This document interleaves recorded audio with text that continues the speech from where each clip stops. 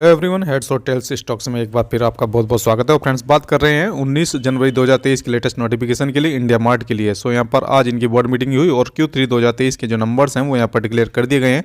और सीधा चलते हैं इनके फाइनेंशियल नंबर्स की ओर और देखते हैं कि जो नंबर्स हैं वो किस तरह के नंबर्स हमें देखने को मिल रहे हैं इंडिया मार्ट के लिए। सो अभी हम आ गए हैं इंडिया मार्ट के लिए इनके ऑडिटेड कंसोलिडेटेड फाइनेंशियल नंबर्स के ऊपर 31 दिसंबर 2022 क्वार्टर के यानी कि Q3 के नंबर्स हैं। और जो भी वैल्यूज़ यहाँ पर देखने को मिल रही हैं वो आपकी मिलियन में देखने को मिल रही हैं। इन वैल्यूज़ को कन्वर्ट करके करोड़ में लेकर चलेंगे और इन वैल्यूज़ को राउंड फिगर में भी कंपेयर करेंगे सो दैट कि कंपेरिजन करने में आसानी रहे। ये आपके इस क्वार्टर के Q3 के नंबर्स हैं, ये लास्ट क्वार्टर के Q2 के हैं और ये लास्ट ईयर के Q3 के नंबर्स हैं। रेवेन्यू फ्रॉम ऑपरेशंस को यानी कि सेल को कंपेयर करेंगे क्वार्टर ऑन क्वार्टर बेसिस पर।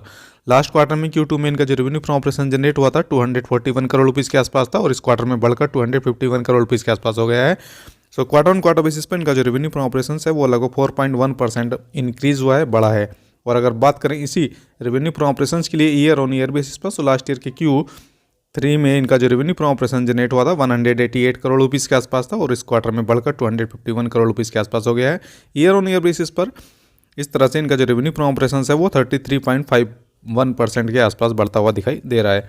और आगे बात करते हैं यहाँ पर टोटल एक्सपेंसेस के लिए, जो कि एक इंपॉर्टेंट पार्ट होता है।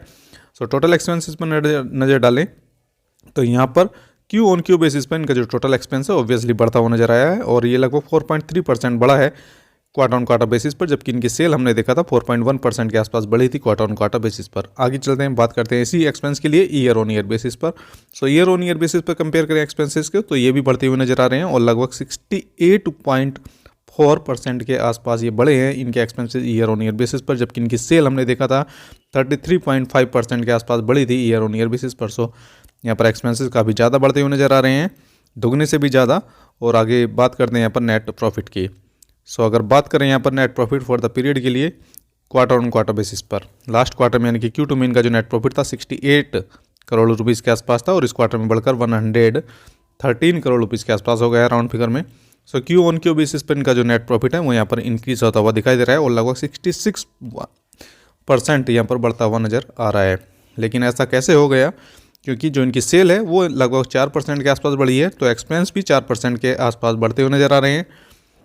लेकिन फिर भी यहाँ पर इनका जो नेट प्रॉफिट है वो यहाँ पर आपका क्वार्टर ऑन क्वार्टर बेसिस पर 66% के आसपास बढ़ता हुआ दिखाई दे रहा है।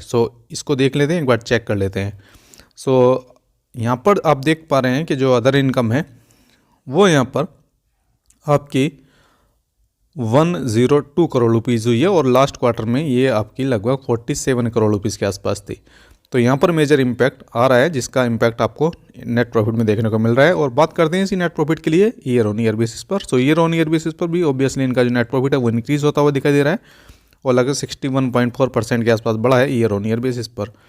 ये थे इंडिया मार्ट के लिए इनके Q3 के नंबर्स। और अगर बात करें यहाँ पर EPS की, अर्निंग पर शेयर की, EPS ऑब्वियसली यहाँ पर बढ़ता हुआ दिखाई देगा आपको क्वार्टर ऑन क्वार्टर बेसिस पर भी और ईयर ऑन ईयर बेसिस पर भी, क्योंकि दोनों ही केसेस में इनका जो नेट प्रॉफिट है वो यहाँ पर बढ़ता हुआ दिखाई दिया है। फ्रेंड्स, बने रहिए हमारे साथ, वीडियो को लाइक और शेयर जरूर करें, चैनल को सब्सक्राइब करना ना भूलें। बहुत बहुत धन्यवाद।